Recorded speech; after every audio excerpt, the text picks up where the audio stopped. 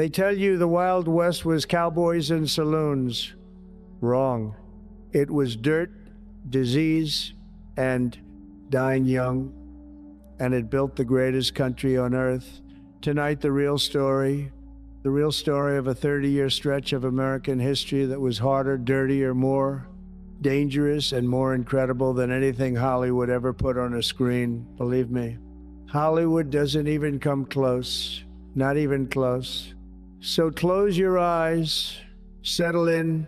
We're going back to the American frontier, to the cattle trails and the prairie sod houses, to the mining camps and the cow towns, to the gunfighters and the farmers and the cooks and the children, all the people who built the West, the real ones. Let's begin. When most people think of the Wild West, they picture the same movie over and over. Dusty street, noon, two gunfighters facing each other, a church bell ringing, a tumbleweed blowing by. Let me tell you something, that almost never happened. Almost never. In 30 years of American frontier history, that classic high noon showdown, it's mostly fiction. The West was much more interesting than that, much more. So what was it really? The Wild West, as we think of it, was a 30-year window, roughly 1865 to 1895. From the end of the Civil War to the closing of the frontier, those 3 decades, that's the whole period. America had just come out of the Civil War, a country bleeding, broken, trying to put itself back together. 700,000 men dead, maybe more, families gone, whole towns destroyed. And what did this country do? It looked west, because out there past Missouri, past the Mississippi, was half a continent that most Americans had never seen. Plains, mountains, deserts, rivers, land, tremendous amounts of land, some of the best land in the world. And the United States government had a plan, a very, very big plan. They were going to settle it, fill it, turn it into farms and ranches and towns, and they were going to do it fast. Here's how they did it. A law called the Homestead Act, signed by President Lincoln in 1862.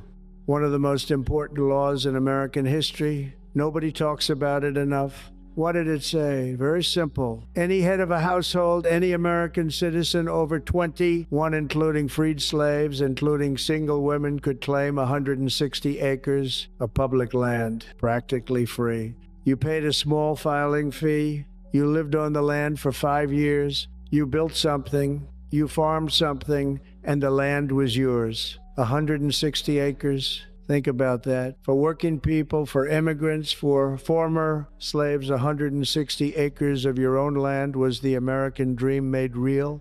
And they came by the millions. Germans, Swedes, Irish, Norwegians, Czechs, former Union soldiers, former Confederate soldiers, freed slaves from the South, we call them, exodusters, because they left like the book of Exodus. All of them packed up wagons, pointed them west, and went. Do you know what they found when they got there?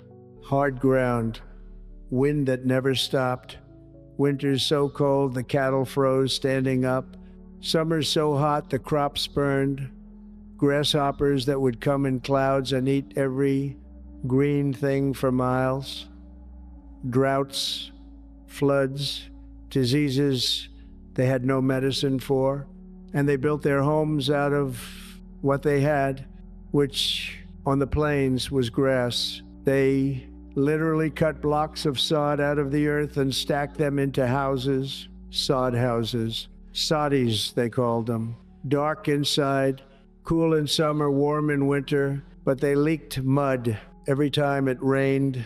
This is how the American West was actually settled, not by gunfighters, by farmers in mud houses with dirt in their teeth and grit in their bones.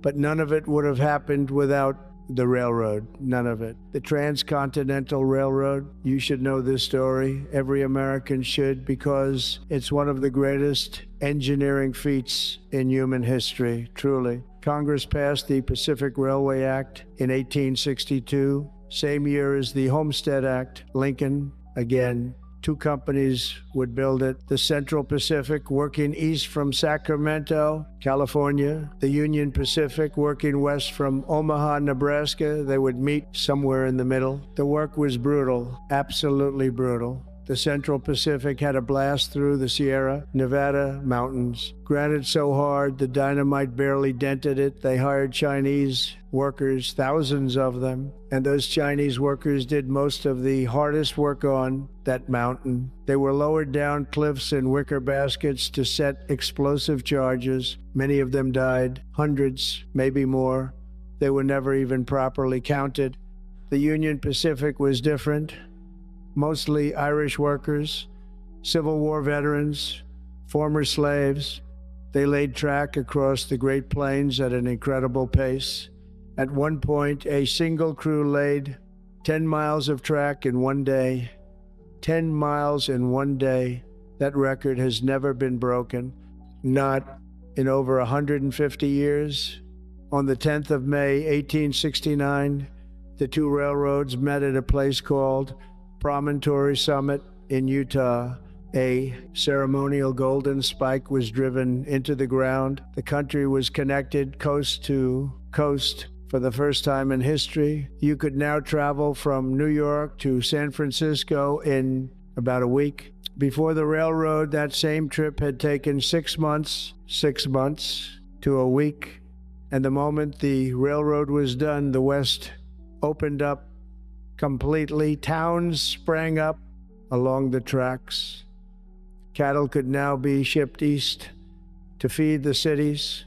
Settlers could get out west in days. The American frontier, folks, the Wild West as we know it, that entire world was made possible by the railroad. And right alongside the farms and the railroads, there was gold and silver and copper. Everybody remembers the California gold rush of 1,849, but that was only the beginning. The whole second half of the 19th century was one mining rush after another. Colorado in 1858, Nevada, where they hit the Comstock lode, the biggest silver strike in American history. Montana, Idaho, and in 1874, gold was found in the Black Hills of Dakota. That triggered a stampede of miners into land that had been guaranteed to the Sioux by treaty. A treaty, another broken treaty, but we'll get to that. And out of those strikes, whole towns appeared almost overnight. Virginia City, Nevada, Leadville, Colorado, Tombstone, Arizona, Deadwood in the Dakota Territory.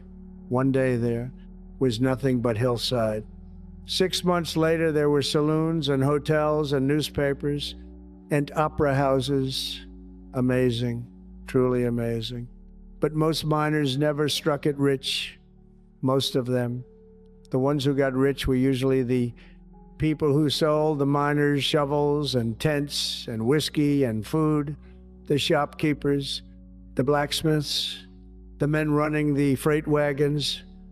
That's where the real money was. Levi Strauss, you know the name. Levi Strauss made his fortune selling heavy canvas work pants to miners in San Francisco. Denim jeans, that is where blue jeans come from. The American work uniform, born on the frontier. Now let's talk about cowboys, because this is where Hollywood got it most wrong. Not a little wrong, a lot wrong. The classic image of the cowboy, tall, white, clean-shaven, six-shooter on his hip, riding into town at sunset. That's a myth, mostly a myth. Here are the real numbers. At the peak of the cattle drives in the 1870s and 1880s, about a third of all cowboys were non-white. About 1 in 4 was African American, a lot of them. Freed slaves who went west looking for work. A significant number were Mexican, the vaqueros, who had actually invented the entire cattle driving tradition centuries before the Americans got there. The American cowboy is basically copied from the Mexican vaquero, the word itself, buckaroo, that comes from vaquero. Cowboys were young. Most of them were teenagers and men in their early 20s. Average age was about 24. It was a young man's job because it was brutal work, absolutely brutal. A cattle drive went like this. You'd have maybe 15 cowboys driving a herd of 2,000 or 3,000 longhorns from Texas, where cattle was plentiful and cheap, all the way up to Kansas, where the railroads could ship them east. The Chisholm Trail, the Goodnight, Loving Trail. These were the highways of beef. A cattle drive could take 3 to 4 months. 3 to 4 months on horseback, rain or shine, sleeping on the ground, eating beans and salt, pork and coffee strong enough to dissolve a horseshoe, crossing rivers that would drown you if you slipped, fighting off stampedes. And when 3,000 cattle stampede, the sound is like thunder, like a battlefield. Men got trampled, horses got trampled. You just kept going. At night on the trail, there'd be a campfire. A cook, the man who ran the chuck wagon, was one of the most important men on any drive. The younger boys stood watch over the herd. They sang to the cattle. They really did. Slow, low songs to keep them calm, because a sudden noise could send 3,000 steers running in any direction. Can you imagine that? A 19-year-old kid out under more stars than most people today will ever see, softly singing to a sleeping herd. At the end of the trail, the cowboys got paid maybe $30 a month, $90 for the whole drive.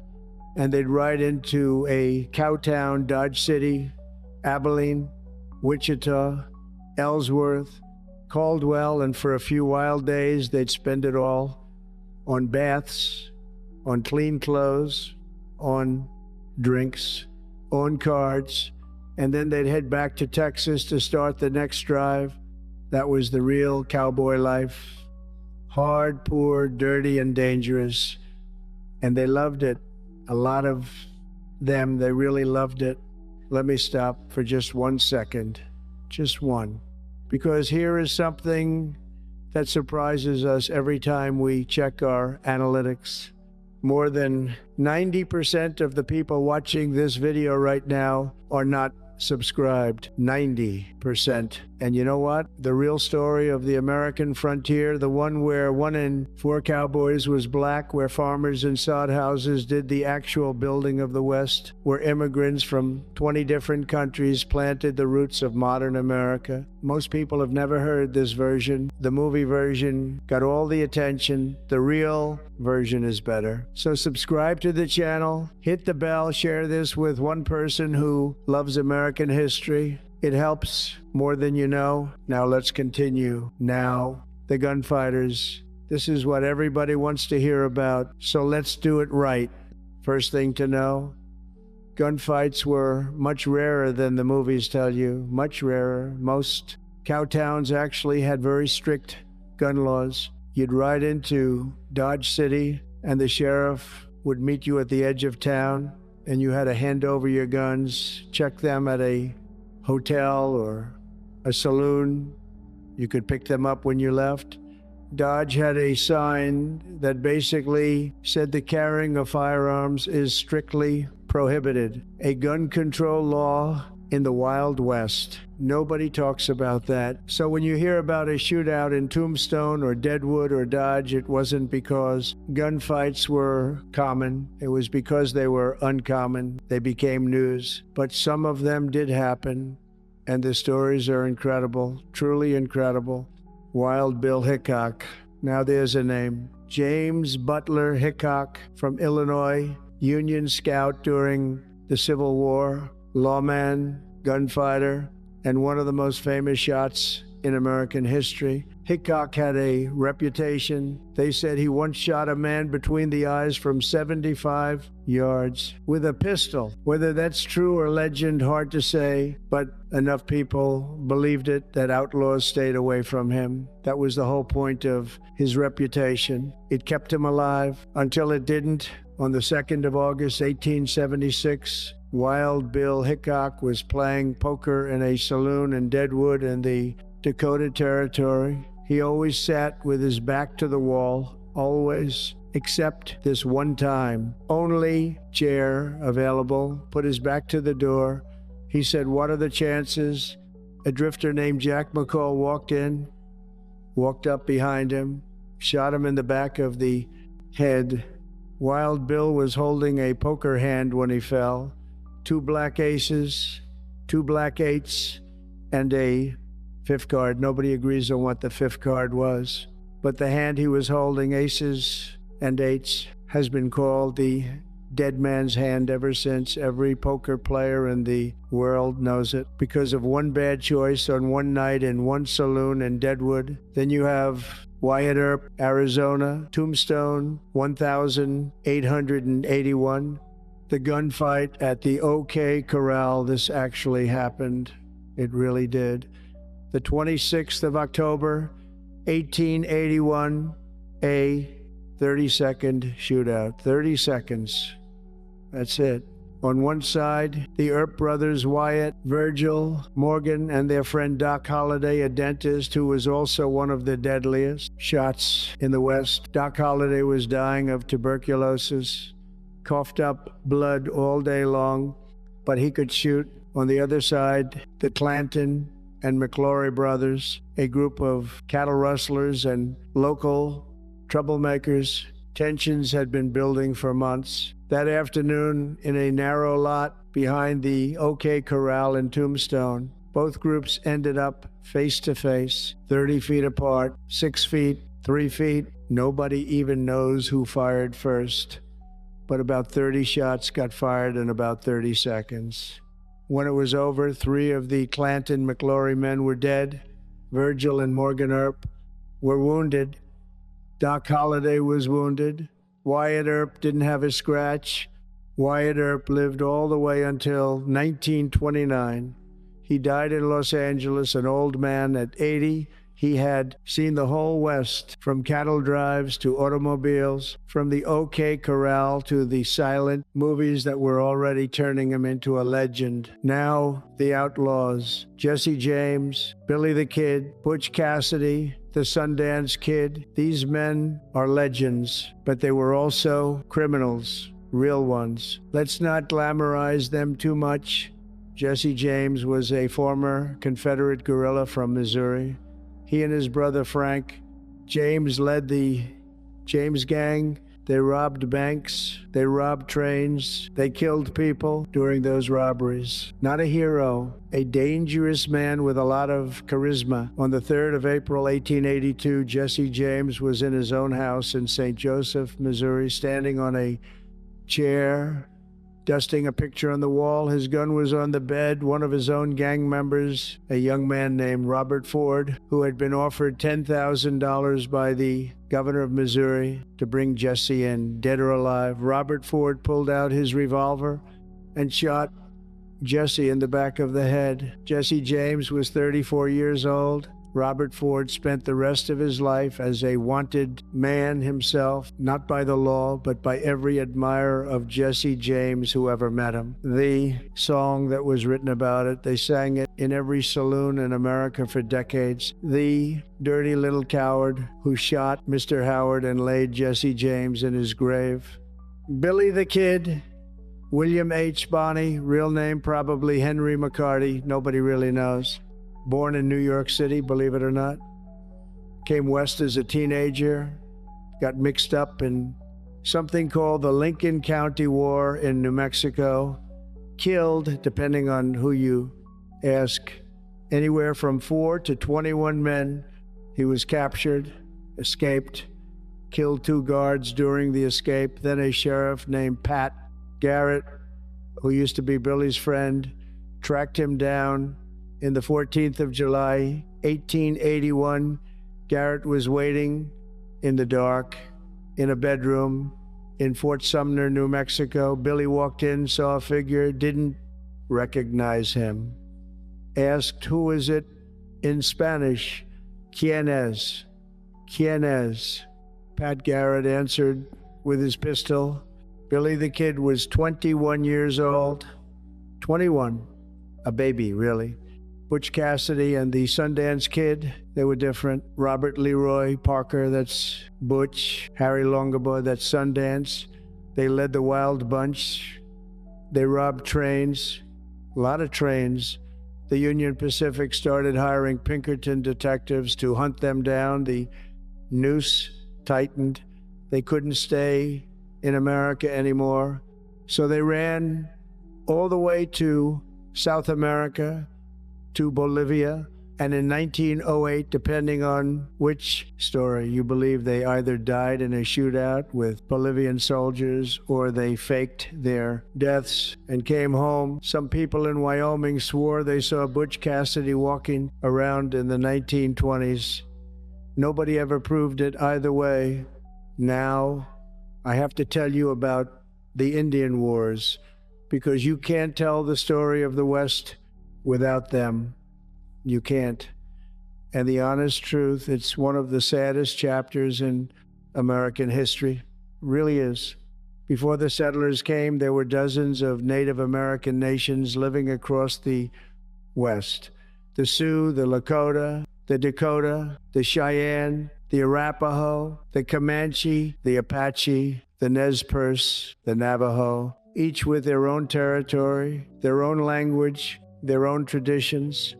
Some of them had been there for thousands of years, and as the settlers moved west, as the railroads cut through the plains, as the buffalo herds, which had been more than 50 million strong, were hunted nearly to extinction, those nations were pushed onto smaller and smaller lands, onto reservations, into treaties that got broken. Almost every treaty got broken, and there was fighting, brutal fighting, on both sides. This was not one-sided. Lives were lost: soldiers, settlers, women, children, warriors, a lot of suffering. The most famous battle, the Battle of the Little Bighorn, the 25th of June, 1876, in Montana. Lieutenant Colonel George Armstrong Custer, a Civil War hero, long blonde hair, famous for his boldness, rode into a valley with about 210 men of the 7th Cavalry, and in that valley was one of the largest gatherings of Sioux and Cheyenne warriors in history. Thousands of them, led by Sitting Bull and Crazy Horse. Custer attacked. It was a catastrophe. His entire immediate command was wiped out. Custer himself was killed. The whole battle lasted less than an hour. It shocked the nation. On the 100th anniversary of American independence, the 4th of July, 1876, the country had been celebrating, and within days the news came in that Custer and his men were dead. That battle, Custer's last stand, was the biggest Native victory in the Indian Wars, but it was also the beginning of the end. The U.S. government responded with overwhelming force. Sitting Bull fled to Canada. Crazy Horse was eventually killed. The Great Plains nations were broken. And then, 14 years later, the 29th of December, 1890, at a place called Wounded Knee in South Dakota, American soldiers opened fire on a group of Lakota men, women, and children. Over 250 Lakota were killed, many of them unarmed. Most historians mark that day as the end of the Indian Wars, the end of the frontier itself. It's not a happy chapter. But if we're going to talk about the real West, we have to talk about all of it, the whole story, good and bad, strong and sad, because that's what history is. Now, let's talk about the women, because the women of the West, the real women, they are one of the most undertold stories in all of American history. They really are. When you picture the Wild West, you probably picture men, always men, but the frontier was built day by day by women just as much as men, maybe more, and these women were tough, tougher than almost anyone you know today. A pioneer woman on a homestead was doing everything, raising the children, cooking over an open fire, baking bread in a sod house oven, sewing every piece of clothing her family wore, churning butter, tending the garden, milking the cows, helping her husband with the crops and the cattle, burying her own children because child mortality was horrifying out there, and doing most of it while pregnant, most of the time pregnant. Then you had women who broke every rule. Calamity Jane, real name Martha Jane Canary. She wore men's clothes. She drank like a man. She scouted in Indian campaigns. She was friends with Wild Bill Hickok. When she died in 1903, she asked to be buried next to him. They granted her wish. Deadwood, next to Wild Bill. Annie Oakley. Phoebe Ann Moses from Ohio started shooting a rifle at age 8 to feed her family. Became one of the greatest sharpshooters who ever lived. She could shoot a playing card edge on at 30 paces. She could shoot a dime out of her husband's hand. She performed in Buffalo Bill's Wild West show for 17 years. She was tiny under, 5 feet tall and sweet and quiet. And she could outshoot any man on the planet. And there were women who ran businesses, who became doctors, who became lawyers, when most of the eastern states wouldn't let them. The frontier, for all its dangers, gave women more freedom than anywhere else in America. Wyoming Territory. Wyoming became the first place in America to give women the right to vote. 1,869 Wyoming over, 50 years before the rest of the country caught up. Here's another thing the movies leave out. Most people in the Wild West were not fighting outlaws. They were fighting disease and dying from it. Typhoid, cholera, smallpox, dysentery, tuberculosis. The average life expectancy for a woman on the frontier was only about 50 years. For some groups, less. Children under 5 died at a terrible rate out on the plains. In a family of 7 children, it was normal to lose 2 or 3 of them before they were 10. People drank water out of rivers that had dead cattle upstream.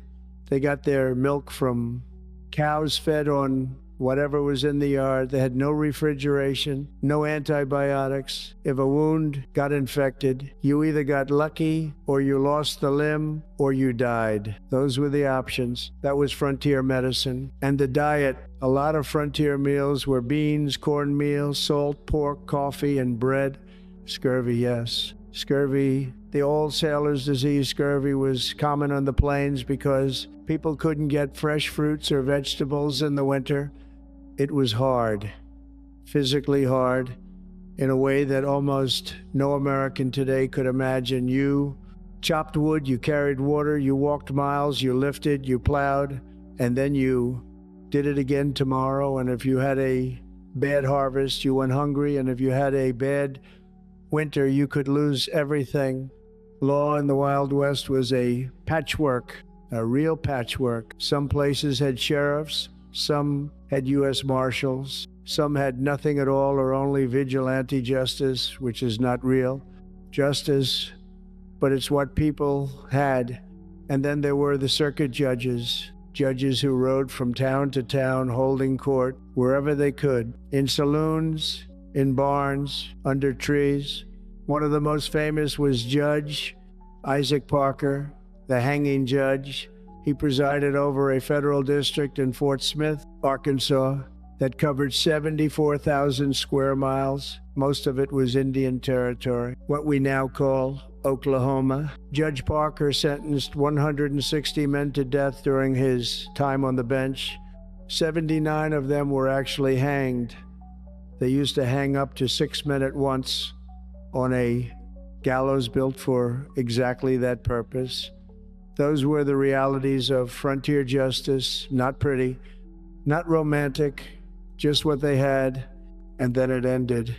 The official end of the American frontier has a date, 1890. The U.S. Census Bureau announced that year that there was no longer a clear frontier line in America.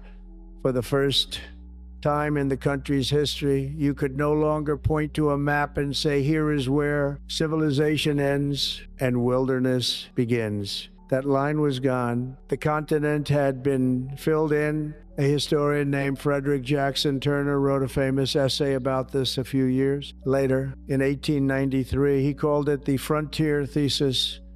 He said that the frontier had shaped the American character, made Americans independent, practical, inventive, democratic, and now that the frontier was closing, he wondered what would shape America next. It's a question people are still asking, truly still asking. The great cattle drives were ending.